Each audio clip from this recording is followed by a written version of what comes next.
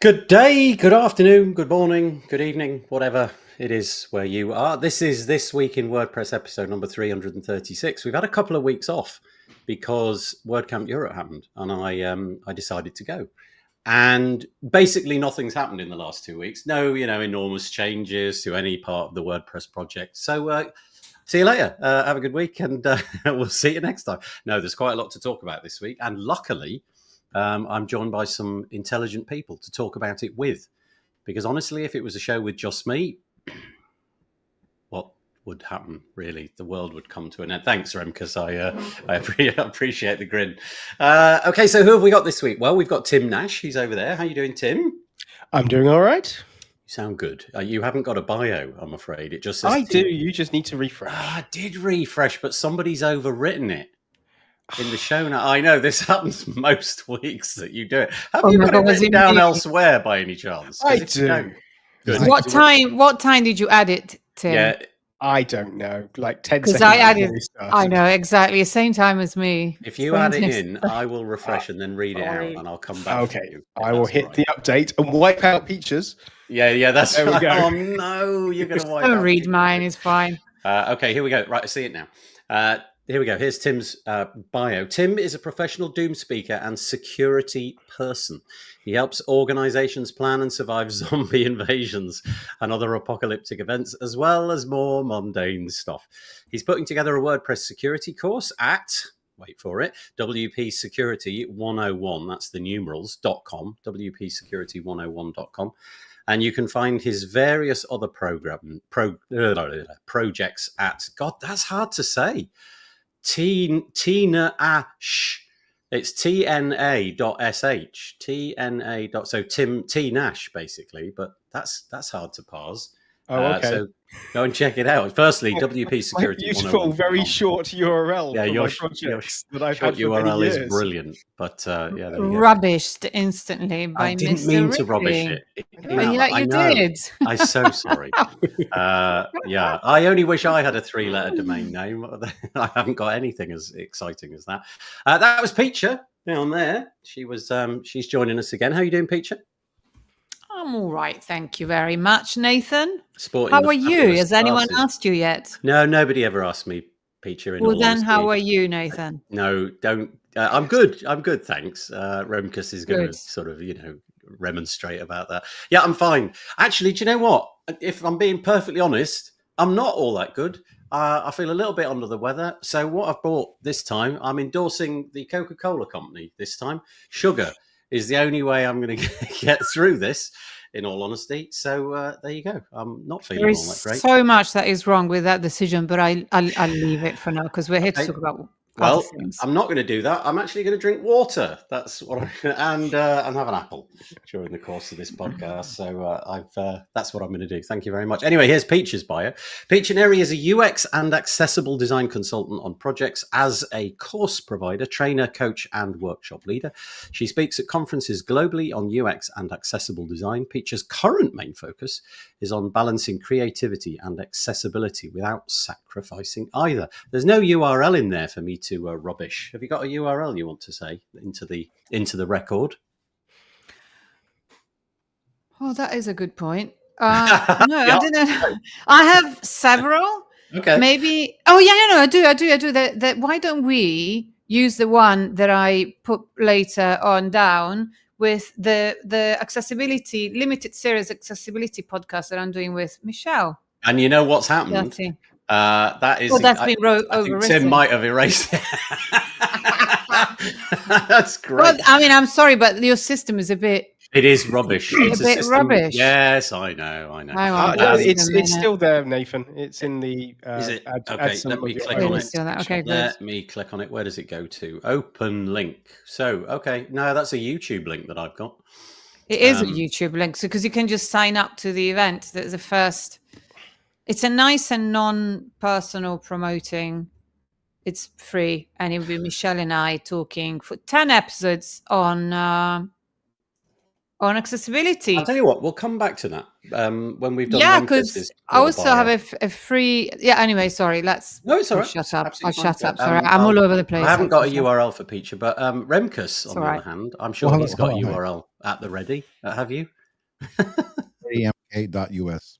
Yeah, that's nice and easy. We'll go with that. REMK. That's actually very cool. That's almost as good as Tim's one. I want NAT.AN, but I don't know if .AN is a domain that you can actually buy. If it ever becomes Surely. available, I'll have that. Or .EY, I could go for Wrigley. WRIG.L.EY. Anyway, who is Remkus? Remkus, he said, scrolling quickly to his bio. Remkus de Vries is a WordPress performance specialist focused on speed, security, and scalability. As the co-founder of Scanfully, he helps site owners stay ahead of performance and security issues. He also runs the Within WordPress, which is a newsletter and podcast for those passionate about building better WordPress sites, and he shares insights on YouTube. It's not a bad podcast, in all honesty. There are definitely better ones. This is not it. What's the Rogue that you got here?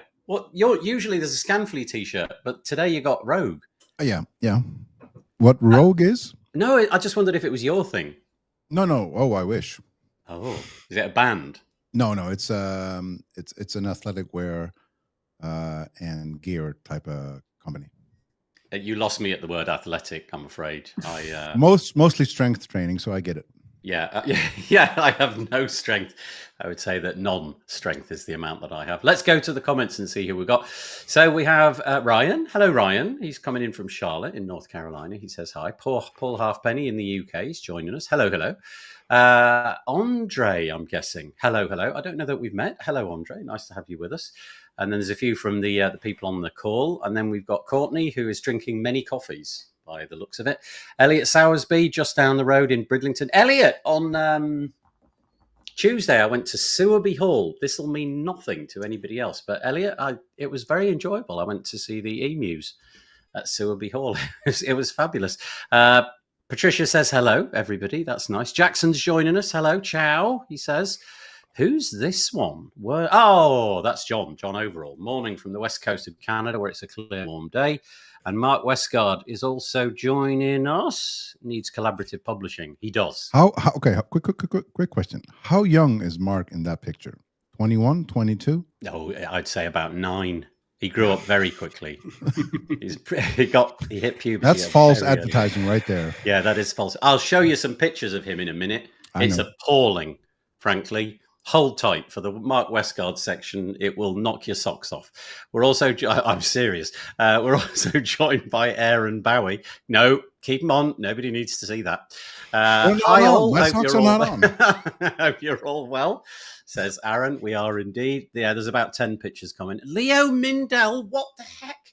He's back. That's very nice to have you around. That's lovely. And hello, says Mark. School run shortly, but I'm here for a few minutes. Yeah, you can watch it on catch up or replay or whatever they call it these days. Nice to have you all with us. I appreciate it. Honestly, this whole show is way better. Firstly, when I'm not on it. But secondly, when you put a load of comments in, it really does liven the whole thing up. And so if you want to do that, if you feel like sort of adding commentary like those fine people did, go here. wpbuilds.com/lives being featured by Peacher there, look. And you've got 2 choices. You can either go to the little panel on the right, that's embedded YouTube comments, so you need to be logged into Google, which most people seem to do. But if you don't fancy that, you can click the little button in the top right of the player. It says live chat or something, and you don't need to be logged into anything in order to do that. Okay, righty-tighty. Let's go for the bits and pieces that we've got today. So I would normally start with the WordPressy stuff, but we're gonna change up a little bit. We started this a few weeks ago. I'm going to give the panelists an opportunity just to mention any bits and pieces that they want. So plugin, theme, whatever the heck you've got that you want to mention, a course, whatever it might be. But I'm going to limit it to 1 minute. I had this idea of putting a really annoying countdown style clock on, but I thought that was just a bit over the top. So I'm not going to do that. I'm just going to trust that you can count to 60 in your head whilst doing it. So, Tim, can we start with you? Have you got anything you want to share? Hang on. Tick, tick, tick, tick. Yeah, you've wasted 4 seconds already. Oh, honestly. No, I mean, I am running a WordPress security course. I have been editing it for weeks now, and it's running a little bit behind schedule for various bits and pieces, but you can still sign up on the mailing list at jpsecurity101.com. And when it launches, you will be the first ones to know if you're on the mailing list. And if you come on this show, whenever the next time I'm on, I will be shouting a lot about it as well. But Nice. jpsecurity101.com, sign up to the mailing list. It's where you first hear about it. And there's also going to be like all the usual discounts and stuff. Okay. Boom, boom. Again, that's only in the UK. Nobody gets that apart from us. Yeah. Out of a certain age. Yeah. Anyway, there you go. WP Security 101. Sign up for Tim's course. Right, let's go clockwise, which means Remkus. He's over there, not over there. Have you got anything you want to mention? remk.us/courses. Okay. k.us/courses. It's going to take me way longer to write it out than I thought you were going to just keep going there, but no, and I can't spell courses. Right, here we go. This is exciting. There you go. remkus.courses. What's Yes, there? sir. Just quickly, go on. This is very long in the making, but I am gearing up to release WordPress related courses. And Really? Yes. Okay, And you definitely have. I don't think you've mentioned that before, so you've kept it No. close. Huh. so it's been on my site for over a year because it's very hard to prioritize when other work keeps asking for a lot of priority. But I'm starting to, I think for there's 5 defined, and I think I am at, let's say, at roughly 60% for all of them. And I'll start prioritizing. And the working title is Make WordPress Fast, but Right. Okay. that's the first one I'll launch. And it's not your typical optimize your images, optimize your CSS files, and load them in the right sequence. It's taking you through 25 modules of where you'll be explained every single layer that has an impact on performance. Nice. So totally leaning into your wheelhouse. That's brilliant. Yes, sir. Okay, so let's say that out loud, because honestly, most people don't watch this on YouTube. Most people listen on the podcast. So that's joking aside, remk.us/courses. Yes. Not quite ready, but you can. Is there a wait list or anything like that? There's a button that says let me know when there's more information. Okay. And after the summer, things are going to start getting released. I can confirm if you press the button, it takes you to a form which you can fill in and even select which one of these courses you want to get more information about. He's thought it all through. You see, Thank you, Tim. These courses, honestly, they don't write themselves. I think both you and Tim know the pain of actually writing courses. And Peter, same, yeah. It's a challenge because It like is. I said, you always have a bigger priority, and this is something that's an aside that's supposed to be an integral part of what I do. And I've known I wanted to do this for a very long time. But yeah, like I said, priorities. Don't you also just get that halfway through, you just suddenly figure out there were a bunch of things that you ought to have covered that you forgot to cover, kind of itis? So this is how I went from 16, 17 modules to 25. There you go. Because every single time you have like a chunk, you go like, yeah, but this is actually, you need to understand the chunk. And then the other chunks start making more sense. So why don't I go deep on this chunk? Wait, this chunk is actually 2 chunks because you first need to understand this layer before you can get to that layer. Yeah. Oh, okay. And you know, that's how you end up with a lot of modules. But all of them currently defined are really, from not understanding to maybe semi-advanced to whatever level. I'll guide you through the whole thing. Because nice. Like Tim will say, for security, you can't do security half. You need to do it fully. The same thing for performance. You can't do it half. Optimizing images, yay, great, but that's not really performance. That's optimizing.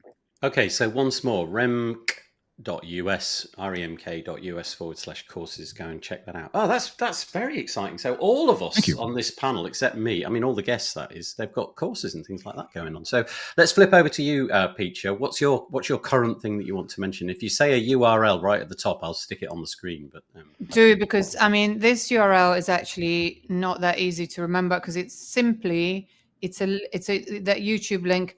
Michelle Frechette and I'm going to put it in the guest chat, or maybe I should have put it in a live chat. Michelle Frechette. Yeah, put it in the live chat. That would be probably better. Yeah. Hang on. So I have to go onto YouTube, which I have here. Oh, that is going to be There you difficult to remember. go. What the heck? I'll put it in the chat, and let's see what the heck it Limited makes of this. Series. There you go. Try and remember Accessibility that. podcast YouTube.com/watch on their post /Sudom Rando Noise. channel. I know, but that's what I've got. What can I say? I should have. No, I the could best- have. I could have done that. I could have done that. I haven't The done it. easiest way, Could have corrected the Peter, URL. is I will put that into. I'll just put it into a link in the newsletter that goes. Over Yes, this. I'm sorry. I should have done primarily it. why. I should Yeah, have that's right. planned it better. Go on Anyway, then, give us the because skinny. What are you doing with it? Michelle Frechette and I were doing this limited series podcast. So that means that we do. Yeah, I need to create a short link, Patricia. I know I didn't do it. I can do it, but I haven't done it yet. Maybe Tim is doing it. I can see him. He's busy. I wouldn't be surprised if he was helping me out because he's a very good friend. But anyway, so that's the story. Michelle and I are doing this limited series podcast. It's 10 episodes. Each episode, it's on accessibility, and each episode will cover a certain aspect. I mean, obviously, we won't cover all of it, but we will give people enough to want to do more or learn more. And the first episode is HTML because that's where it all starts from, isn't it? Are you doing it more on so that kind of gets you out of the cycle of Remkus and Tim where you've got to do everything all in one go? You're going to release one and then move on and do We're doing it live. Oh, that's nice. also why nice. We're doing it live. I love live. I'm happy to be here. You know, it's just like something I enjoy very much. So we're doing it live because also, as you know, you can cheat a bit if you go live. Well, I mean, also, nobody really minds if you're kind not of constrained perfect. in terms of time, aren't you? Okay. You don't have to script it like this flipping courses and. Yeah. Well, anyway, I will link to it in the show notes. It's just to create awareness for accessibility. That's why we're doing it. Okay, thank you.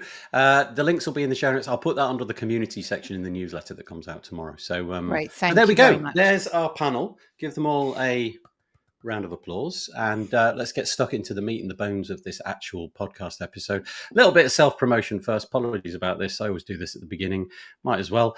This is our website, wpbuilds.com. If you fancy finding out more about what we do, just put your email into there, and we'll send you 2 emails a week. One when this comes out as an audio podcast tomorrow morning, and then one on Thursday when we do a podcast episode. The most recent podcast episode was actually with Ray. And Ray and I talk every sort of 3 months or something like that, and we talked over all the bits and pieces that have been happening. But you can find this on the archive section just here. What else have we got? Oh, actually, no, I apologize. That's not true. I apologize. I forgot about this one. And I thought this could be the first point of discussion, actually. This is Brad Williams and I talking about his Web Dev Studios. They've launched a plugin. And I know, Tim, we talked about this previously, Theme Switcher Pro. So if you haven't come across this before, this is the idea of being able to have multiple themes on one website at one time. So you can go and check that out. Brad and I nattering on about that. Actually, let's not talk about that because we've done that in the past. Let's talk about this. This came out just, it's a little while ago, in all honesty now, but because we haven't done this show for a couple of weeks, it still felt like we ought to cover it. So I don't know when the exact moment was, but at some period in the recent past, last 4 months or something like that, the dispute between WP Engine and Automatic led to Automatic reining in contributions to the project. I think the idea was that they were going to mirror what WP Engine were doing. So if WP Engine were contributing, I don't know, let's say 16 hours a month or a week or whatever it may be, Automatic said that would be how they that would be how they would proceed. That went on for a period of time, and then 29th of May, not entirely out of the blue, but a little bit out of the blue, this piece dropped, and I don't actually know who wrote it. It just says Automatic. Maybe there's some indication somewhere that I haven't found.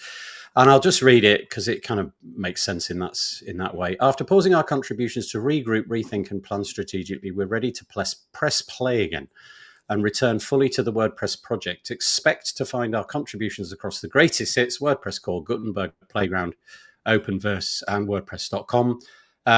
This return is a moment of excitement for us. It's about continuing the mission we've always believed in, democratizing publishing for everyone, everywhere. And so I don't know if this means that literally it's a reset, like they're going back to the however many hundreds or possibly thousands of hours it was a month. I don't know if this story's gone anywhere since then, but I just thought it was important to mention it. We've obviously, the automaticians making this decision have obviously decided they're going to put that whole posture of copying the WP Engine contribution in the background and just get back to whatever number it is that they said that they were going to do. Anything to add? Anybody on that one before we move on? No, shrug of the shoulders. But it's a bit stale now. I apologize. It's simply because I haven't had the chance to do this podcast for a little while. I guess most people probably knew that anyway. Right. In which case, if nobody's got anything to add, I'll announce this one. Gosh, these are the letters that you cannot escape. And they are I and A, but not in that order. And this is the fact that WordPress, as you know, like every other tech company, has jumped on the bandwagon of AI. But it was kind of like a bit of a, well, there were just bits and pieces happening in the WordPress space, weren't there? Lots of plugins had come out with AI capabilities, but now we have a WordPress AI team. And again, I'll just do a little bit of reading. It's dedicated, this team, to focusing on accelerating and coordinating artificial intelligence projects across the WordPress ecosystem. It's essential that WordPress remains at the forefront, ensuring innovation happens in the open, guided by community values, built to core standards. And I won't read it all, but the idea is to lend a strategic focus, to share innovation, to have a rapid iteration. And I suppose the bit that kind of really matters is who's on the team. I suppose that's the most crucial bit. And a pretty credible bunch of people in my book, as far as I can tell. James LePage, who is the automatician who's leading this team, that's my understanding anyway. We've got Felix Arntz and Pascal Birchler, both from Google. Obviously, Google is a real key player. I don't know what their involvement in terms of AI is on the Google side. And then Jeff Paul from 10up. The bit that catches my attention in this, though, is this bit.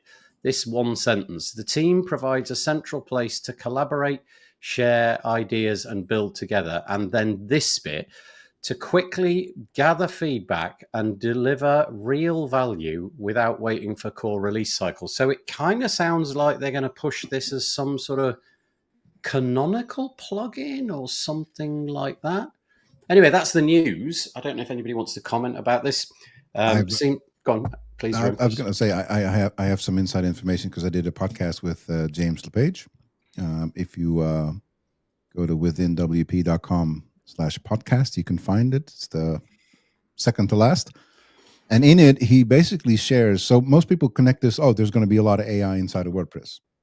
That's not necessarily the case. The case is more about we're going to use AI to make WordPress as a project better, which might have an inclusion of a plugin, like it stated, and that plugin maybe allow some iterations faster and stuff like that. But I potentially think that might just be limited, certainly in the beginning, to the AI services plugin that Felix created. Yeah, it's more like, how can we use AI to make the whole project better? For instance, pruning for bug reports, everything that's on track. If that's a manual task, that's a lot of hours. That's hours. So at a certain point, you kind of want to go, can we have this huge bucket of data, and can we do this smarter? Yes, you can, and AI is most certainly able to help us with that. So that's a example, and there's a whole bunch of examples he raised in the podcast. When you spoke to James, then did you? Because from what you've just said, it sounds like the conversation pivoted around what can it do on the to the project, not necessarily that's to my website and your website. Correct.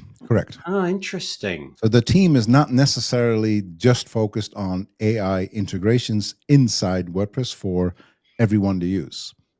That's also a discussion, which is why the AI services plugin that Felix has created most likely will become the featured plugin that they're going to start adding onto. But the AI team is absolutely not limited to just that. It's just everything that you can do on the project with AI. That is interesting.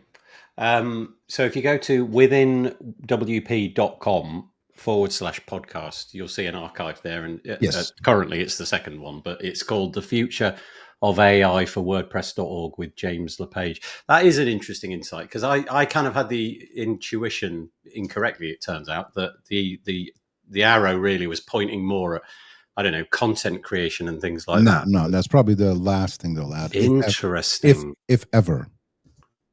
So that will just be the domain of third-party plugins that hook up to, like, I don't know, Chat GPT's API or something. I would like expect so. For those of you listening or reading, you don't know what the AI services plugin is. It is nothing more than a plugin that allows you to connect a AI of your preference to your site in a unified way. Meaning, if you want to switch from Anthropic to ChatGPT, you can just by changing keys. Thank you for that. Let me just pop this back on the screen. Here's another sentence which kind of resonated with me. So it says, so I'm just reading off the screen here from that blog post. It's essential that WordPress remains at the forefront. Okay, that's a given. Ensuring innovation happens in the open. I guess that's a given. How the heck do you figure this bit out, though?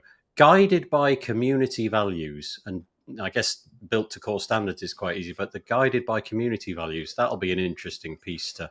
This reads to me as for any interpretation possible. Yeah. Like, okay. I have no idea what this means. Yeah, come on. What are the community values? Yeah, exactly. Where have they been written down? Like, I don't know. There is like the broader core values that of the WordPress project that's hiding somewhere on WordPress.org. That it's very you do technically tick a box that says you agree to abide by the values of WordPress whenever you do anything to do with WordPress. So presumably they are the same values. Let's just have a little look, because Tammy Lister's dropped into the comments. She's got a few things to say about this. First meeting was last week. I am guessing, Tammy, that you're talking about this AI team, because we haven't covered anything else off. James is one of the leads, I believe. James, I wonder which... You're not talking about yourself. So this is James Kemp, but I guess he's not talking about himself there. And Tammy, to reply to my comment, yes, it's Canonical at the heart of Foundation plugin. So Canonical, for those people that are listening, is kind of like it's almost like Core, but not Core. It's you can opt in by installing this Canonical plugin, but the idea is it'll receive security updates and be updated as if it were a part of Core. And the areas are defined on Make. Thank you very much. As in there's more than one. Thank you, James, for clarifying that. Okay, interesting. And thank you for that, Rimkus. I had totally misunderstood what that team was all about. So I guess it makes more sense, given the 4 people that I mentioned on there, that they would be doing it that way. Anybody want to add anything? I was going to say, just think of it as big as you can possibly think of it, because it's a huge bucket of data that we have. And what would you do to make a bucket of data insightful? You would deploy anything automated as you can, and with MCPs in between, and talking to different parts and communicating, having data communicated to other parts of the project. Just all of these types of weird combinations are now a possibility. Well, will be worked up to being a possibility. It's very exciting. I don't remember the last time I got real excited by Make Team. Okay, all right. So you're saying that in your very kind of deadpan way, but which bit? The fact that AI is on a project level made into a pivotal sub-project. So the Make Team itself. The quote you highlighted says basically we are focusing very strongly on AI now, which means we're not just looking at the side of everybody coming up with their own AI solutions and things and whatnot. No, we recognize AI is so important that we need to give it the highest of priorities, in terms of we need a Make Team that is solely dedicated to looking at how we can use, on a project level, on core level, on bug level, on whatever level you can think of, how do we implement that inside our project in a way that is, So it sounds like what you're really happy about is the fact that it has this high status now, and it's being treated with a level of seriousness that just a few weeks ago it wasn't apparent it would be, even though Matt had sort of said learn AI deeply, well, you were kind of on your own. Now there's a sort of focus for all those efforts. Okay, great. Tammy is also excited by the looks of it, very much in agreement with that excitement. Also, all roles, types of contributors should notice and get involved. So this is according to Tammy. Yeah. This is also a good example of a team where anybody can join. Like anybody. Just have ideas on what to do or what to connect or what to bridge. Join. I just come in and moan like a Luddite and annoy everybody. So go on, Peter. I would get more excited about it if the sustainability team had also been reinstated, because one of the various issues with AI is sustainability. And so it's a bit disappointing that this is great. I understand why it's great, but it would be nice if sustainability still were an issue, because it's not baked, just like accessibility, definitely not baked into everything we do. So yeah, not that I'm any more sustainable than anyone else, but it would have been nice. I find myself agreeing with Matt's reply at WordCamp Europe's fireside chat. Somebody basically had the same question, like, why isn't sustainability being re-added? But there's a couple of things conflated into one word, sustainability, that if you were to have them thrive in their best ability, should be separated. And to me, that makes a lot of sense, because sustainability on the one hand side for the project is something different on the sustainability for how we're using resources on a and so you scrap it, and so by scrapping it, it's better. Sorry, I don't get it. No, I honestly don't get it. No, that's not what I'm saying. I'm saying it makes more sense to have sustainability broken up in the chunks that are actually separately approachable than lumping everything into sustainability. Because the sustainability of a project is not necessarily the same type of sustainability in terms of resources used. But so will there be someone looking after sustainability in every team? Is that what is being done? Because in that case, I don't know. That would be great. But otherwise, I don't know that answer. I mean, all I know is that he specified why it's not the way it was. Yeah, just to summarize for people who are sort of hearing that and not quite following it along. So we had a sustainability team which came into being, I want to say like 18 months ago, something like that. Maybe it was a little bit more. And then a little while ago, that team was abandoned kind of very quickly. I don't think there was much preamble about that. And then a question was raised at the fireside chat that Remkes mentioned. And I think the hope was that at that point, maybe Matt would reconsider and put the sustainability team back, give it a table, if you like, at WordCamp EU. Curiously, they did have a table at WordCamp EU. I don't know if anybody noticed that. There was a table for them with an official sort of set of, cards, stands. Basically, it was an official table, even though it didn't exist, which was kind of interesting. I wonder how that happened. But Matt pushed back and he said, if I remember rightly, forgive me if I'm wrong, I think he said it needed to be kind of data driven. There needed to be metrics to show the sustainability team did this, and this. And I think Matt's argument was we didn't see too much of that. Tammy, by the way, in answer to your question, Peter, said it does. So she put some other stuff in. It doesn't mean that it won't be done in a non-sustainable way. Of course. So, I don't know if there's anything else. And here we go. Tammy, Patricia, a lot, but Matt and Mary said that sustainability should run across all the teams. I don't know quite how you manage that. But how do you, exactly? Is there, if there's a person in every team that let me read out looks Courtney's after comment. sustainability? She's got more to it than this. There's a little bit that goes off the screen. The sustainability team is modelled quite a bit. After the UN guidelines about what sustainable means. Environmental, social, economic were the areas scoped. What becomes of social and economic is how that comment went on. Okay, I think we went a little bit off piece there. So let me drag it back into the sort of AI domain. So that was the thing. We got this new team. We got 4 representatives at the moment. And I think, if memory serves, at the moment, James LePage is going to run that until the team is sort of up and running.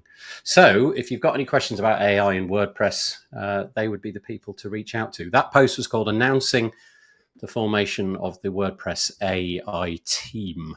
You can go and check that out. That's on wordpress.org/news, and it came out on the 27th of May. Okay. Right. Okay. So speaking of WordCamp EU, it happened. Here it is. And this was the event, and, lots of people attended. It was really great.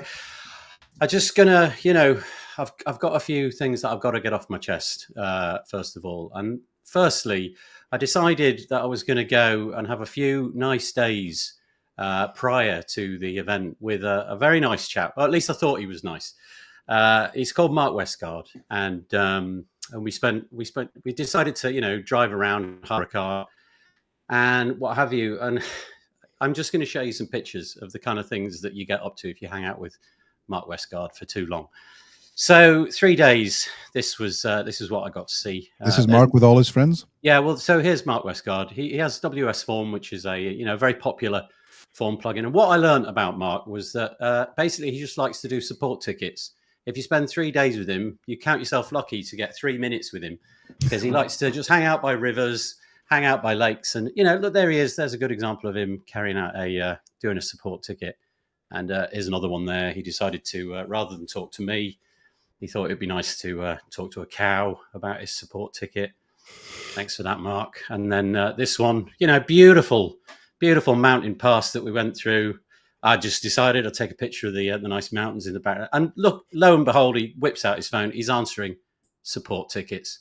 Same thing, another different view, magnificent, just straight on his phone, support tickets. You can't get a word in edgeways. Look, a different angle, another, beautiful river down there in the bottom of the valley. One of the best scenes I've seen in my life, and he was answering support tickets. Even in the car, you get like 10 seconds before. This is him whipping out his laptop. We had probably 12 seconds before this all happened. Out comes the laptop.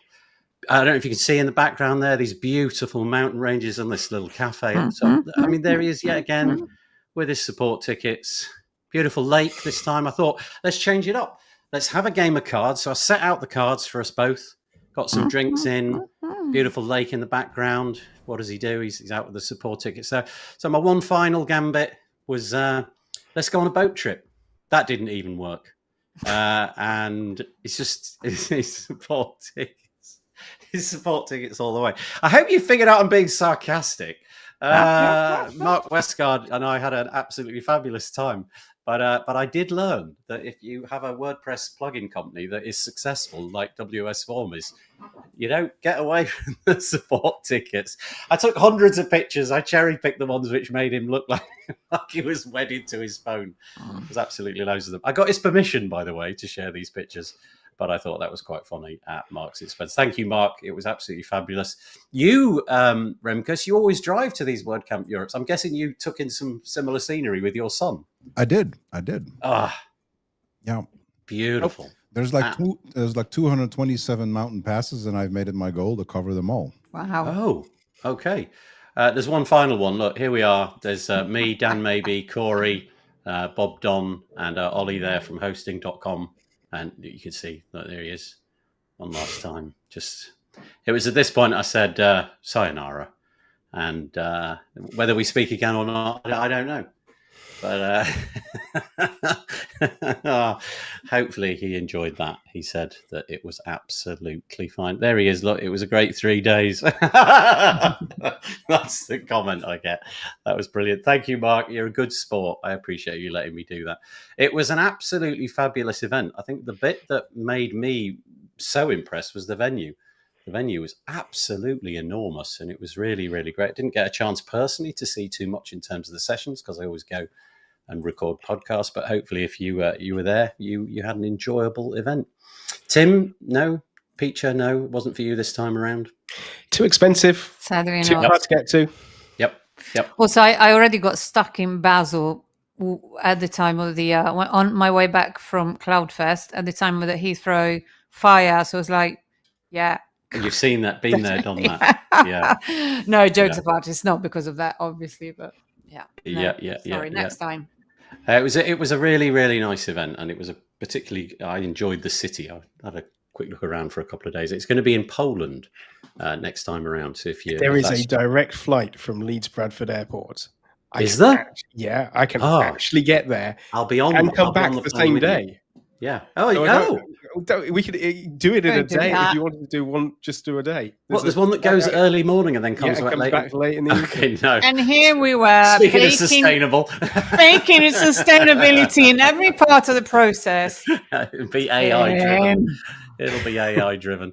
Okay, so that was a bit of fun. I was just making light of it. It was very, very enjoyable, really cool event. Okay, so this is what you've all been waiting for. I know this is not particularly new news, and it's been covered everywhere else since the WordCamp EU announcement. But this is probably the biggest thing in WordPress in months and months, at least. Anyway, I'm going to release. I'm going to show on the screen the official release, which came out of the Linux Foundation. I'm not entirely sure how all of these pieces hang together in terms of who runs what and where the sort of responsibility and what have you lies. But if you're in the WordPress space by now, I'm sure you've heard of this acronym, FAIR, FAIR, which is a package manager for WordPress. And I think the quickest way to describe it really is that it's a plugin which if you install it on your WordPress website, then it replaces, that's even the wrong word. It sort of hijacks requests for plugin updates and searches for new plugins. And instead of going to WordPress.org, it goes, well, let's just say elsewhere. Don't know quite yet where the elsewhere is, but there's the idea being that there will, if you install the plugin, there won't be one source of where those packages can be found. So it would be a bit like on your iPhone, kind of saying, we're going to allow other app stores. And of course, in the WordPress space, for the longest period of time, we've had nothing like this. Obviously, you can go to wherever to download whichever plugin. Maybe there have been endeavors like this, but this certainly seems new to me. Sorry, Nathan, can I just correct that slightly? Do, please. In so much that the iPhone is a terrible analogy. Okay. Because an iPhone would be something like Craft CMS. That's an iPhone. That's an enclosed ecosystem that is not open source. A better analogy would be Android, which you have like the Google Play Store, which you've had for many, many years. But just like WordPress is now getting another Play Store, but by different sets of people, and a way to federate and get access to those. And that happens in the Android ecosystem already. You can already go and you get your packages from somewhere completely different. So less iPhone, more Android. Yeah, thank you. That was a worthy way of describing it. But the point being that if you install this plugin, you no longer need to visit WordPress.org if you want to get the packages which you would traditionally do if you wanted free plugins and what have you. So I think getting the Linux Foundation to, I'm going to use the word sponsor, but I'm not sure that's the right word, but in some way put their backing behind this felt like a bit of a coup. There are some fairly big names revolving around this project. I don't know if it shows them on here. Yeah, so here we go. So Karim Marucci, who is the CEO of Crowd Favorite, Joost de Valk, who, we all know him from the Yoast platform, but now Amelia Capital. Tracy Hines from Fastly, which is the CDN, which I believe is responsible for kind of serving all this sort of stuff up. And then Chris, forgive me, Chris, I actually don't know how to pronounce your name. And then Robin Bender-Jin and a whole bunch of other people. Ryan McHugh comes to mind. Carrie Dills comes to mind. There's a whole load of other people. So there was quite a few heavy hitters. I will put in the show notes if you wish to download it. This is it. You can find the Package Manager project on GitHub. You can download it from there and what have you. And then also another supporting piece to this would be Ray Moray's piece in the repository, which is entitled The Community Response to FAIR, Hope, Skepticism, Support for Decentralized WordPress. Now, she makes the point at the top. She wants to get into why was this even a thing? Why did people see the need to do this? And according to her, this all goes back to that moment where ACF became, what did it become? Was it SCF, secure custom fields? That moment then, essentially, when something unexpected happened and a plugin that everybody had been, not everybody, but many people had been using for a long time suddenly became a different thing altogether. And the people like Yoast and Kareem thinking, this is not sustainable. This needs to change. And so they developed this project. It feels like it was kind of done in the background a little bit, kind of cloak and dagger, so that the word didn't sort of slip out. And Matt got to respond to it. I don't know how much time he had to kind of think about it or learn about it or what have you. But on the face of it, he sort of seemed to say, well, it's nice that they're shipping code. That's better than just sort of bloviating and talking about it. So there's that. But then obviously the whole hard questions of, well, what does this mean going forwards now that we've got multiple repositories for plugins? How do we even manage that? What is safe? What's secure? How do we trust anything anymore if we've got this alternative repo, and so on and so forth? So I feel really underqualified talking about this. So I think Remkus and Tim have probably got more of interest to say than me, but hopefully I did a fairly decent job in just sort of describing what's going on. So over to Tim or Remkus, I think, really. Well, let's start off with the some of the initial thing was that what was it, that how can we know what's safe? And that is a problem that we've had since the beginning, because not every plugin sits on the WordPress.org repository. Not every plugin on the WordPress.org repository is safe. Over the years, there have been numerous points where plugins have been taken over and abused, where someone's uploaded stuff deliberately initially to be not malicious and then be malicious. There isn't a great deal of security sitting on the WordPress.org repo as it stands now. So we can't really use that as our high bar. We can say that we have very limited security across the board when it comes to package management generally. And that's before you're talking about premium plugins on GitHub, plugins from Joe's website. All of these are completely independent. And at the moment, it is down to the user to navigate through this, and worse, navigate through this blindly without having any real way of saying, is this plugin good? Is this coming from a safe source? Is this coming from a trusted source? And especially when our only vaguely trusted source isn't really that trustworthy and hasn't been for a very long time. And I would argue that Ray, it might have come to light for Ray with all the stuff with Matt last year, but this has been a problem for decades. This isn't a new thing. This is something from right on the beginning. How do we deal with that? Can I just ask you, there's some drilling or somebody somewhere? I don't know if the person who's got the drilling, if you could just mute yourself, that'd be great. Thank you. Tim, can you describe then how does this endeavor fare? How does it add that? I'm going to use the word trust in air quotes. I don't really know what that is. What's the bit that they're adding in that enables that? Well, a lot of it's future promises and hope that these things are going to be added in. Currently, as it stands, it's just providing a mechanism to swap out your repositories and say, I want things from here. Now, there is ideas for you'll be able to have federated. So you could say, I accept things. So you've got this idea of the repositories. These are the places that are storing stuff. And then an aggregator, which is like a search engine, for want of a better thing, that they will sit there and put through and be able to. So you'll be able to use the aggregator to search, and it will be able to tell you where the individual packages are. They're using some fancy back-end protocol stuff, which is based loosely around the Blue Sky stuff. I say loosely, the protocol for how you identify the end package, where the end package actually is uses Blue Sky's DID protocol. But ultimately, that package can be still swapped over. If that endpoint isn't controlled or maintained, then that can be swapped over by a bad actor. So we still don't have a level of real trust. What we ultimately want to get to is a point where we can have lots of federated aggregators and lots of federated repositories, and then we can start creating some sort of trustworthiness where we can say, these people trust these people over here.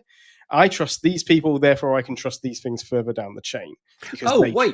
So what, there would be a component of usability, like users declaring their own level of confidence in things? Is that a stated goal? That is, as I believe, one of the stated goals is that you'll be able to pick your aggregators, and the aggregators will pick the repositories that they're going to basically act as a search engine for. So you'll be able to say, well, so in theory, I could spin up an aggregator that could be Tim's aggregated services, and therefore I can control and say, right, I will select what plugins will be available through my aggregated service. And then so that you could then just log in and go, okay, I want to use Tim's recommendations and Tim's setup. A hosting company can set up as an aggregator with their own setup, but also a hosting company can set up as a set of repositories so that you can and consume plugins in the same similar way. Then you've got your premium plugins, which in theory can be hosted back with their original place, and they can be part of this network, just brought in. And so you can, in theory, you should end up with a nice unified system where you'll be able to look and go, I trust these repositories. This aggregator is deciding what I see and what I don't. And then WordPress.org can become one of many. And that's sort of what we've got in the very basic versions we got now. It's just swapping out WordPress.org for AspirePress, who I felt were really hard done by in all of this, because AspirePress has done loads of work to get virtually all the plugins that are on WordPress repository onto AspirePress, backed by Fastly, and they got shafted by this announcement. They have like 2 lines in the entire thing, so I felt really sorry for them. But yeah, ultimately, if you imagine a scenario where you have a dozen hosting companies and they're each providing mirrors effectively for the WordPress.org, what's on WordPress.org, and then you've got aggregators in the middle who get to pick and choose what plugins they're going to present and how, and you build out a mechanism of trust around this, so that if one of the nodes goes bad, then you can go, okay, well, we no longer trust this node, so we won't accept things and bits coming from there. So that's the ultimate goal, I believe. Yeah. Okay, that's really fascinating. So you've opened up a load of stuff. So the first thing that will be of interest, I think, to just the regular user of WordPress is that it can have paid plugins. So that whole thing of WordPress.org is everything's free over there. You have to go and find the website or wherever it may be. For the premium plugins, it will be the intention at some point is that these nodes, as you call it, they will be able to package in, let's say, I don't know, in the case of Mark, we were talking about him a minute ago, WS Form, he's got a free version and he's got a paid version. There may be an opportunity to sell, for want of a better word, certainly distribute the paid version in some of these repositories. So that's really interesting for end users. Certainly they can publish an end node point. Right. So they effectively could publish an end node point that you could go and retrieve that data from. How they would then handle things like, well, okay, we're a paid product. Do we want people to be able to just go and grab that data out? How they would do that, I don't know.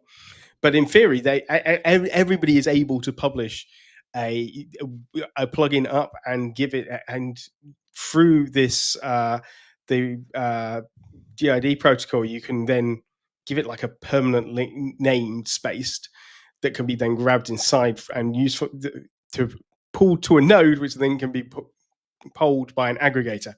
There's a lot of steps involved in all of this. Yeah. The thing is, if you install it, my understanding is that basically, currently, you might be forgiven for thinking you've done nothing, right? You like, it looks basically the same. There's not much in the UI to sort of give away. Very much mirroring what is there at the moment, and I guess for obvious reasons, they are literally mirroring what's there at the moment. But one of the things that you just said was the opportunity for example, hosting companies to add this as a layer into their platform. That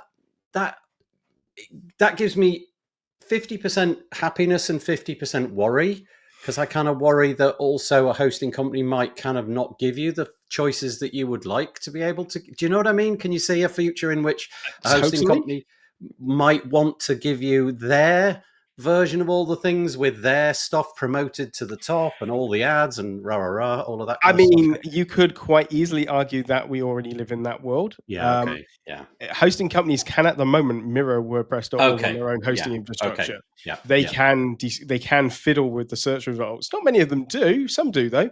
And if you're being really cynical and pointing out that Automatic is a huge hosting company, they fiddle with the results. they choose WordPress.org highlights plugins that are in competition with others that are particularly automatics plugins, and they get higher privileges. There is no rhyme and reason to some of the featured plugins that appear at the top of the results, and the research results, as cynic could say, have been gamed many a time by them. So if they're not doing that, they certainly already have the ability to do so. And hosting companies have the ability to do so. I remember working for a hosting company and working out how we would just remove from the search results plugins which we knew would break our platform. Okay, right. There's a really nice example of when it's useful, but you can see, we actually ultimately went with putting a warning on the search result rather than totally blocking it.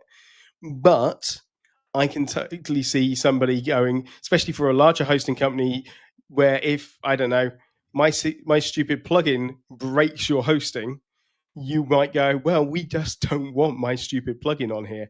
Being able to, at the moment, it's fiddly and hard to fix that. You would have to do either change, look at what results are coming back and change them or whatever. Whereas in the future, you may be able to run your aggregator and say, well, actually, we're just not accepting that plugin. Gosh, there's a lot in there. Okay, thank you for that. It's really very technical. Yeah, we're going to say very technical. Yeah, very clever. And I've given a version that is a lovely rosy future. That future relies on so much happening, and it misses out so much of the stuff like, how do we moderate this? How do we stop bad actors putting stuff on there? How do we make sure that the nodes are reliable? How do we make sure that the aggregators are reliable? How do we make it easy for people to add new aggregators into them? All of this sort of stuff isn't there at the moment. So this is a lot. They've got a lot of the foundational stuff that's really good. But even the idea of federated, how things being federated, it's only sort of there in principle. That, as I say, if you install the plugin today, what you get is a SpirePress wrapped up in the Fair plugin. My understanding also is that if something were to go wrong with the implementation at the moment, it kind of steps out of the way, if you know what I mean. So let's say that a SpirePress goes down, it would then default back to WordPress.org. And so even in the case of things sort of falling to pieces, you would still be able to get your updates. I'm not entirely sure if that's... I don't actually know if the plugin does fall back to WordPress. Interesting. I heard those words come out of somebody's mouth, but I'm not sure if that's done. I said it may well then do so. But in future, you may be able to select several repositories, your aggregator may have several of the backend nodes attached to it, which are acting effectively as mirrors. Because ultimately, at the end of the day, everything at the end goes back to this unique addresses right at the far end of all of this. So let's just reprise all of that because there's a lot to take in. Essentially, it's a swap out for WordPress.org. Then there's going to be a whole range of possibilities like you've described, premium plugins, being able to, have it as a completely unique marketplace, having some kind of indicator for, I don't know, I'm going to use the word authenticity. That's probably the wrong word, but credibility, something along those lines. Those kind of cues. So basically, the field is open. It really can be anything that you like. We're on version 1. I don't know, Tim. I'm going to put you on the spot. From what you've seen so far, obviously it's very technical. Would you do you think it's been done well in air quotes? I mean, they're not. They have chosen to go down their own route.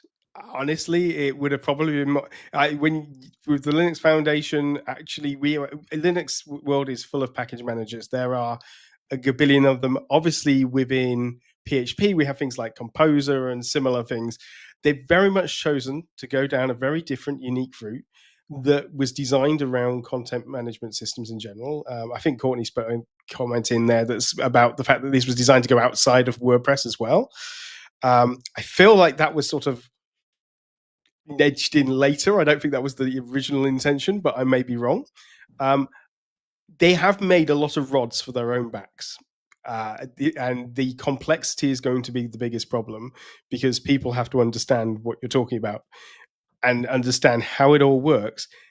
And the way you do that is through not really detailed, complicated protocols and big documents.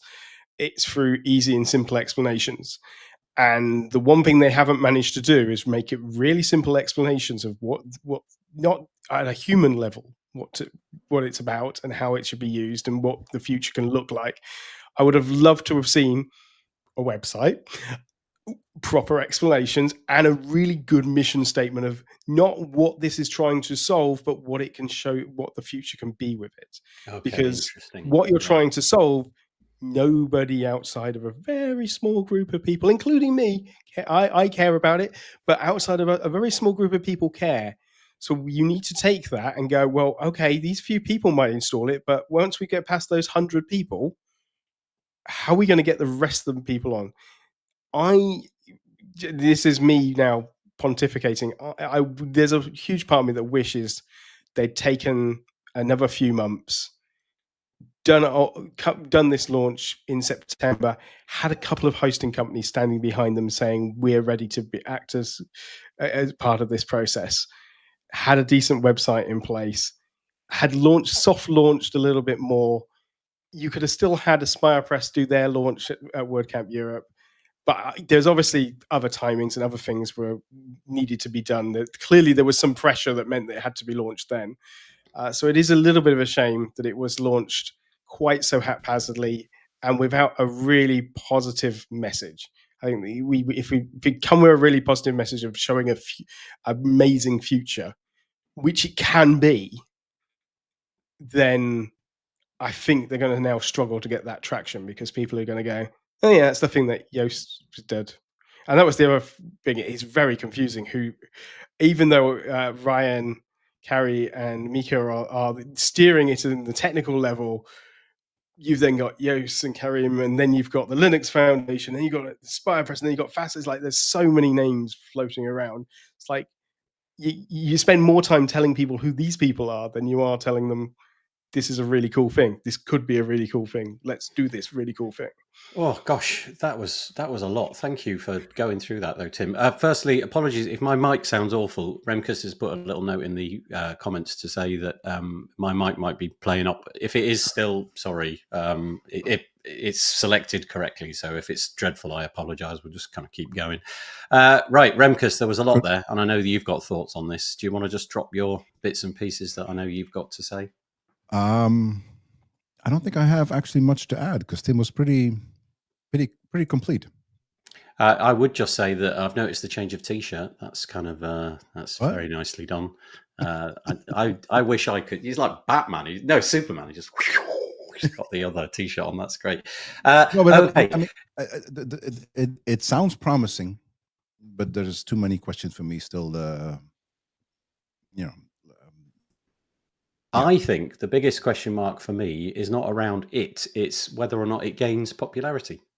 I wonder if this is one of those things where the anticipation when I heard about it, I thought it was going to cause real proper ructions. I suspect the team has been in talks with hosting companies and other whatever. Okay, for quite a while. I don't think they would have announced this now if there were no talks. Okay. So maybe it'll have growth through other channels, not word of mouth. I think so. Yeah, you also have that problem that if you it's the chicken and egg. No hosting company is going to come and stand behind you without a product there. But the product can't get adoption until a hosting company or someone big comes and stands behind you. So eventually you have to step out into the light and hope that someone is behind you. And if they're not, you're going to look silly. So I'm really hopeful that we will see the announcements. I also suspect that there is at least one large hosting company that probably would say they are, but they definitely can't be the first ones for political reasons. Okay, interesting. Okay, so it's definitely an evolving story. One of the things to mention then is there was a lot of thought about it. There was a lot of talk at WordCamp EU about what this would mean. It seems to be much more calm a few days afterwards than I kind of anticipated maybe it would be. Having heard the initial story, I thought it was going to be much more seismic, but it seems to have gotten quite quiet quite quickly.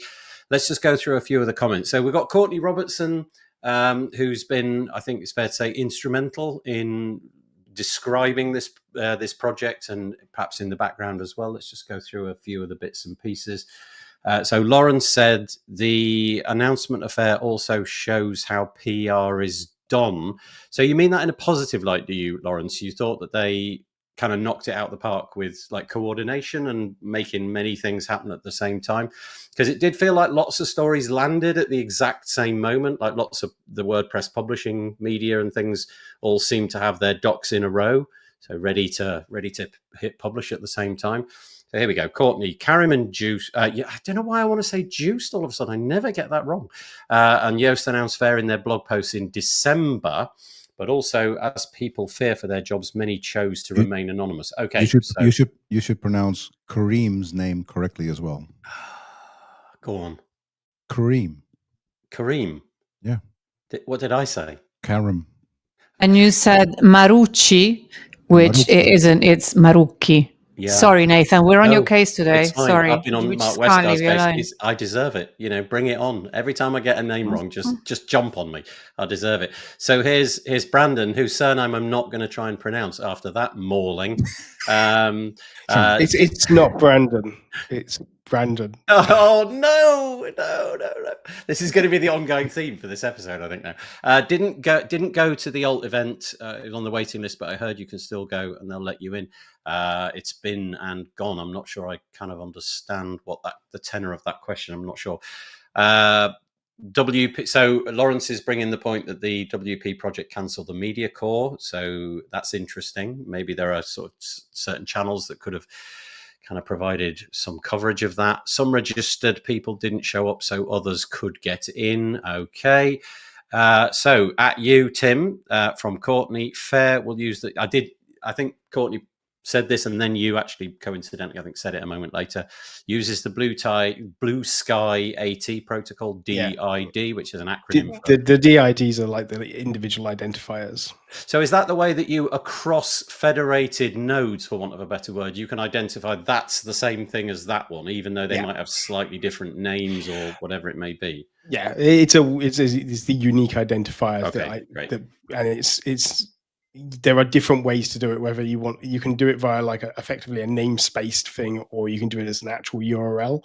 But if you do it as an actual URL, then you have a problem that the URL might change. Say you move from GitLab to GitHub, then the URL might change. So this is a way to avoid that. So Patricia, I've missed a few out because they were probably to do with the timing of what was being said at that moment. I like the feeling of old SourceForge plus decentralization a la Fediverse, review types a la TripAdvisor, unless I misunderstood something. Yeah, that was kind of where I got to as well. The TripAdvisor bit being, you know, you've got like 800 people that say that's a good thing. So you kind of have some sense that that's a good thing to do, because we know that TripAdvisor never gets gamed in any way, shape, or form. Okay, so there's let me just check. Oh, well, top restaurants in my area, McDonald's. So would that then be an inevitable consequence of something like this? You know, if you decentralize all this, are people going to game it? Would there be some economic incentive to game? If you can game something, it will be gamed. But WordPress.org is gamed all the time, and the team support forum team in particular spend so much time dealing with sock puppets, which are basically where people make fake accounts to create 5-star reviews and to set things to download 1 million times to try and increase download counts. This sort of stuff happens all the time. A good moderation layer should help that, and it is nice that the FAIR project has started saying, well, what we can do about moderation? How are we going to moderate this? How are we going to moderate this across not just one server, but lots of them? But ultimately, there has to be a level of trust, and we have to work out what trust means. And trust can't necessarily mean 50,000 people like this, because 50,000 people probably don't exist. They're probably bots. Do you know, this is kind of going to be, I think, how this story develops for me is A, does it get adoption? Do people actually start to use it? But B, do people start to game it? I think because I have a non-technical understanding of it, and people like you are explaining it to me, I'm trying to get a grip on it. That layer is going to be of more interest to me, whether it gets adopted and whether it gets gamed and therefore trusted. This comment, though, is kind of interesting. I hadn't picked this up at all. So Courtney says Fair also in the future could support package managing beyond WordPress. So it's not necessarily bound to WordPress. It could be for a decentralized. Just like Gutenberg is currently in Drupal. Okay. Okay. All right.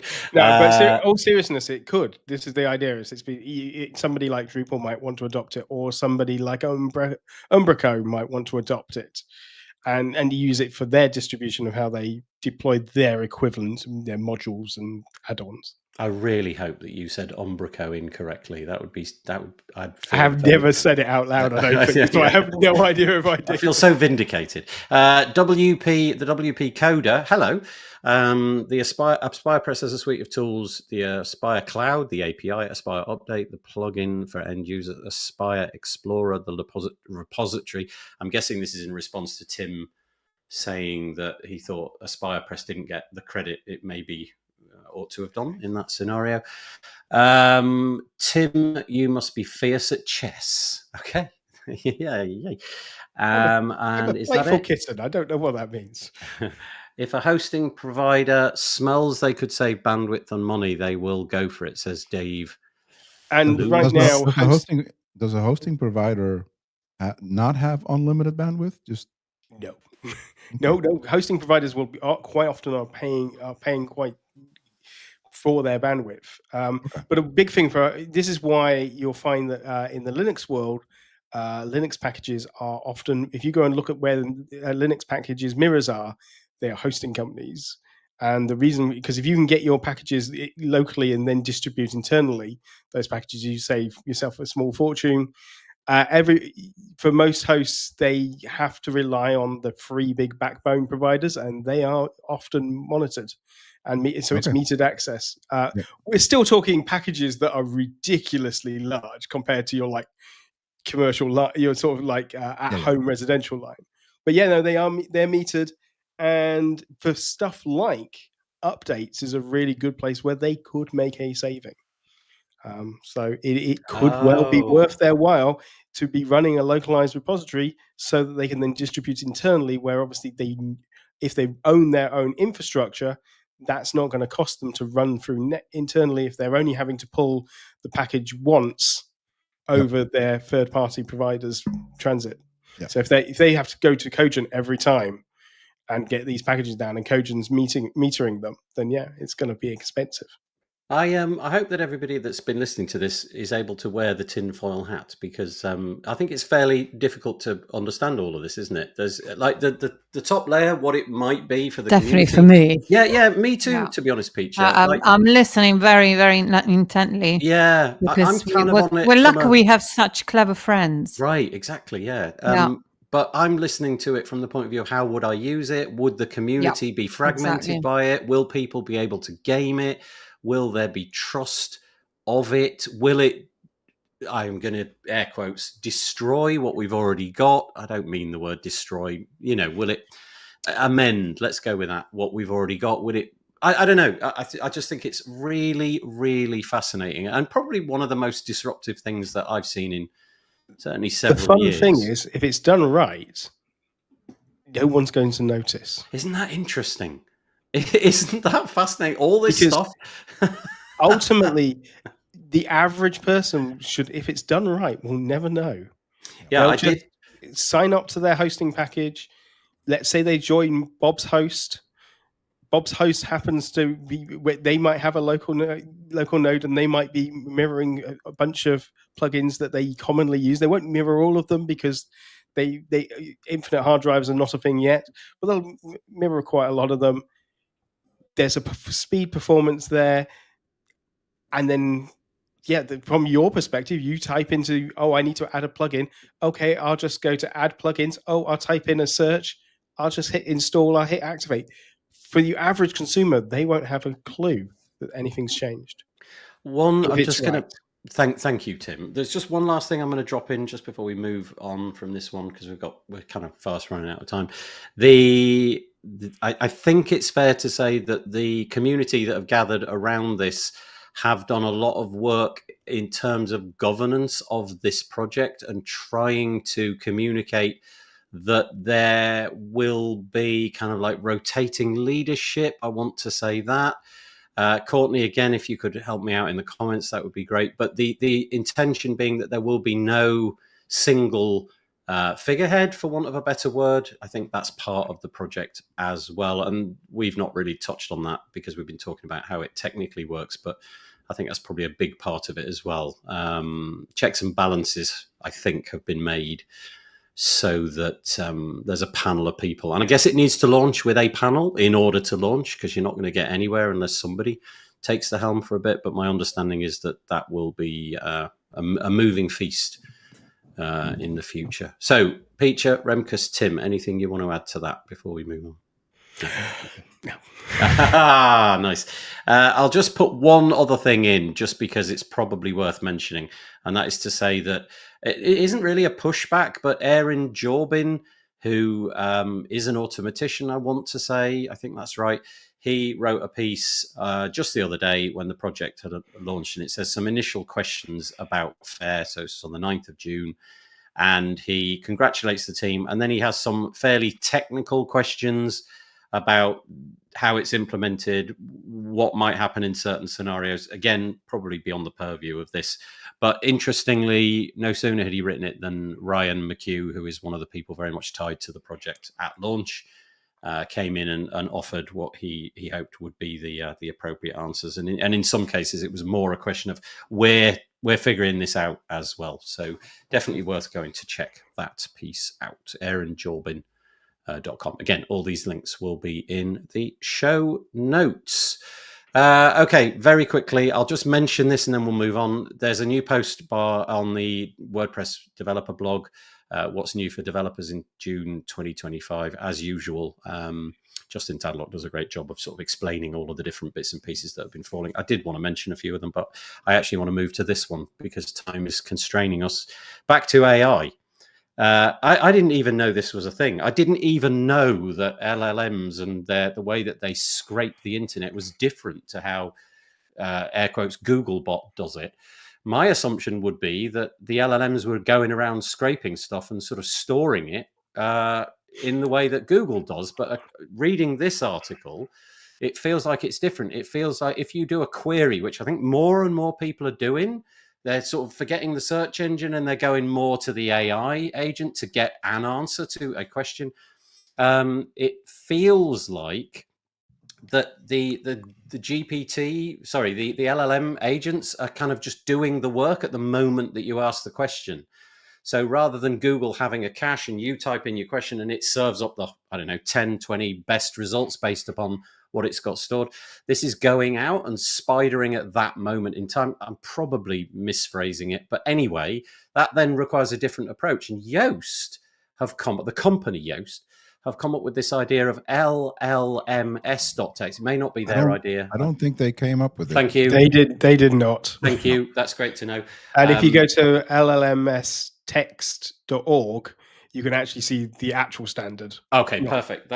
I kind of assumed that they hadn't, but also I hadn't read elsewhere of anybody else doing it.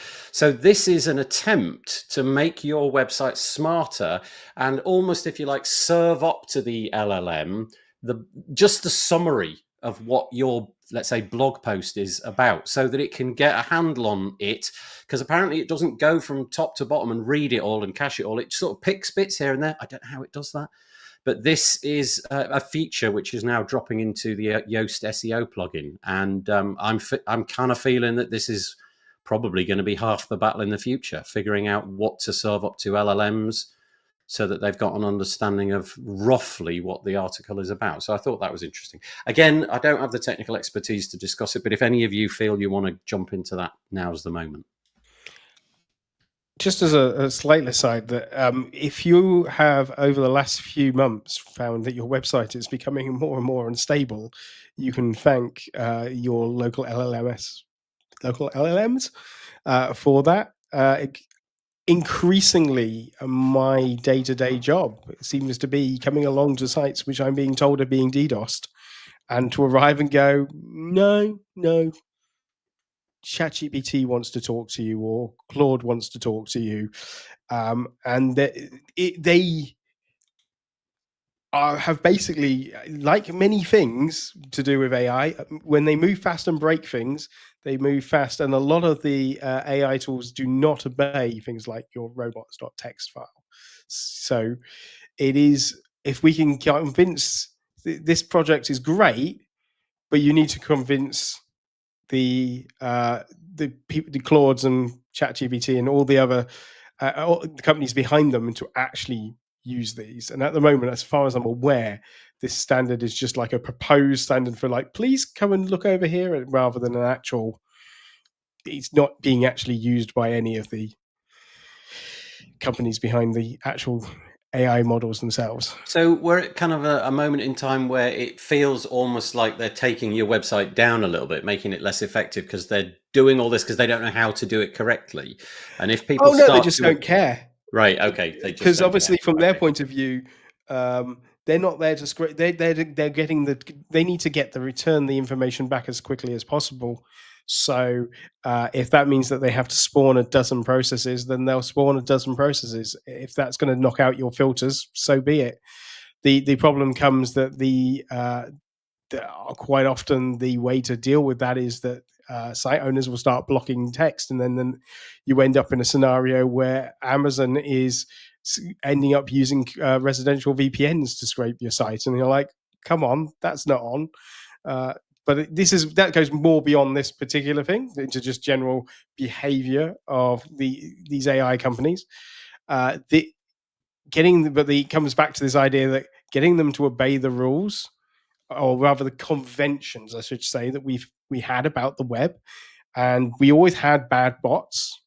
We've always had them. And some people who don't obey the conventions of how websites should work don't listen to robots.txt.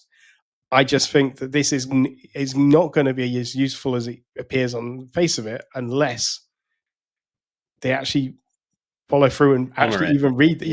Or worse, they're going to read the file, go, brilliant, you've given me the information. Now I'm going to go and do this and look for this other stuff over here. Okay. And just. All right. Well, interesting. Thank you. You've educated me on how it works, because I just assumed A, it was a Yoast thing, but also B, that, it was to do with just sort of serving up the content that is specifically what you wanted them to deploy once they'd given their answer. But maybe it's not as simple as that. Anyway, it's there. It's in the Yoast plugin. Don't know if it's on the free version or the paid version, but there's a toggle, and you can have that set up in a heartbeat. So, all right, very quickly, what else can we do? Quickly, let's do this one. It's hotting up in the e-commerce space in WordPress. What do we got? We got WooCommerce, we got North Commerce, we got SureCart, which has been just killing it recently. And then there's this.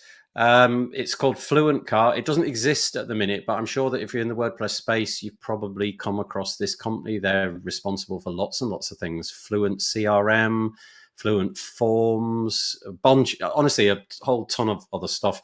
And there's this. They're going to drop a cart solution. It seems, if we scroll down a little bit, I don't actually know if it's on this page. I might be misrepresenting it. But I saw somewhere a table where they compared it kind of feature for feature against SureCart. So maybe that's the target that they're aiming at. But the big gambit is that it's all in your WordPress website, because SureCart, my understanding is there's a component of that which is SaaS-based. So things are sort of phoning into their SaaS and what have you. All of this is going to be done in your WordPress website. For good or ill, that's the way that they've decided to do it. There's a wait list, so if you want to go there, it's fluentcart.com, and you can join the wait list. I don't suppose anybody's got anything they want to add to that. Maybe they do, maybe they don't. No, I can say a couple of things if you want. Yeah, please. I don't have to. No, I'd like you to. So I find this really interesting, because whenever I need to sell something for one reason or another, I am still like really always, and Tim knows, because I often moan about it and ask people, and I, on one hand, I really do hope that this is the answer. On the other hand, I have Fluent CRM and Fluent Forms, and I've been waiting for a while for certain things that I consider basic to kind of improve. And what it slightly concerns me is when a company comes up with always new products instead of like getting one or two really, really, really, really the best that they can be, rather than coming out with another super shiny object. And I'm saying this kind of even slightly in spite of myself, because I really hope, because I used to use Thrivecart, which was great in many ways, and now it's a bit of a dumpster fire and I don't use it anymore. So on one hand, I really wish that this is, because I also use Shortcut. I know exactly what works and what doesn't for me, not for everyone, but for me with Shortcut. So I think that there's still space for finally a product that does things and that's easy to use, which Shortcut is not. The first time that you enter it, you go, okay, clearly you did not hire a UX designer for this. So I'm hoping that Fluent Cart is the answer, but at the same time, yeah, that would be, without having seen anything about it, that would be my main worry. That They are without a doubt a company with a ton of products. If you go to their, I think they're called WP Managed Ninja. That's their kind of parent company. If you go to their website, they have a laundry list of maybe a dozen. Maybe it's not quite as much as that. No, I think it is. I think it's 11. Well, if it's not 12, it's over 10. And all of them do a lot, right? They're not like tiny little things. They all do well. Certainly, the most recent ones have done a lot. So yeah, it's an interesting point, Peter. Maybe they're getting overstretched. However, what a market! If you can capture, boy, because they're really, honestly, there isn't yet. The right solution is not there yet, and I'm wondering, is it accessible? There's a few questions that I'm asking myself. But if it is all the things that it says it is, then it's great.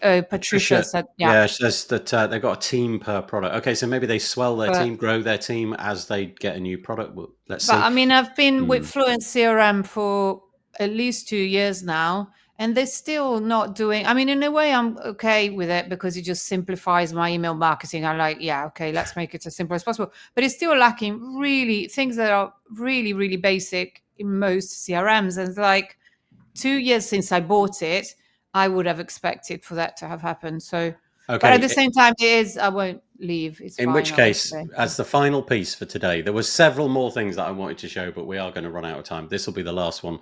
Sorry, Remkus. Okay, we'll do another one if it's necessary. I just thought this was interesting. Nothing to do with WordPress. I just love this idea. It's called Scrappy. Scrappy is like a SaaS service, for want of a better word, where you go and make basically really ugly little apps for you and your pals. That is literally how they pictured it. It's for you, your family, your pals. If it's simple but you can't achieve it, maybe you can achieve it with Scrappy. It'll never look good, but if it's just trying to figure out, I don't know, how to split the bill, or what weight you need to lose from your exercise regimen or something like that, Scrappy is an interesting idea. And then you can share it with a little cohort, and it's not supposed to be big and take over the world. It's just for you and your family and your close group of friends, which I just thought was a really interesting idea. Right, Remkus, sorry, what was it I missed? I think you need to add /edit. Oh, okay. Yeah, you're right. That is true. Yes. Right. Okay, hold on. Where is it gone? Here? No, not that one. Yeah, here we go. Cool. So this came out of a dubious newsletter, which is dropped every Friday. Oh, really? Which one? Yeah, I think it's called... what was it called? It's Remkus's newsletter. We spoke about it some moments ago. And this was one of the little nuggets, which I really thought was cool. Tell us what it does, Remkus. Dead simple. It's that simple. It adds... whatever it says, it adds a /edit to every single post, page, category, tag, whatever you have on your WordPress site. So instead of having to log in and do all those things, you can just be on the URL you want to change something in, and you just add /edit, and it works. It's a gem of a plugin, which is why I featured it. Yeah, it does one tiny thing, but does it really well. Are you like me? I would far rather amend the URL for more or less anything than actually use the UI. You know, if I can figure out that it's /edit. I remember using Drupal back in the day, and that was basically the best way to get around almost every part of the CMS, was to modify the URL. And I kind of miss that in WordPress. It would be quite nice if stuff like this was more widely deployed. So if you're on a post, you just add, whatever the slug ends with, you just add /edit. And if you're logged in, you get to edit it. And if you're not logged in, you are asked to log in and then you edit it. Correct. Nice. Cannot be simpler. Cannot be sweeter. Yeah, well, it could be. It could be /E. That would be easier. Ronald, are you listening? This is Is it right? Okay, Ronald, ignore that suggestion. It was a bad idea. Don't do that. Stick with what you've got. It's brilliant. I was only joking. With that, I think that's it. I think that's everything we've got time for. We're actually overrunning already, so apologies about that. I guess it was always going to happen. We had this one big story which was going to dominate. I apologize if we just overdid it. But there you go. wait. This is not safe, right? This is safe. This one is safe in the UK. The other one is not. So you're going to do the other one, aren't you? Yes, of course you are. Yeah. So there we go. Thank you to you. If you were in the comments, that certainly livened it all up. I really appreciate that. There's quite a few of you in today. Thank you. And I guess it just remains for me to say thank you to Tim. Thank you to Remkus. Thank you to Peacher for joining us today. We'll put this out as an audio podcast tomorrow. And all things being equal, we should be back next week for another episode. You never know. But now, it's that moment. The humiliating. Oh, he's, yeah, go on. Here he goes. Yeah, no, do it. Go on. That'll be... I won't be able to capture that. There we go. Right. Thank you so much. We will see you next week. If you panelists want to stick around for a bit of a natter, that would be nice. But if not, I will see you very soon. Take it easy. Bye. Bye. Bye.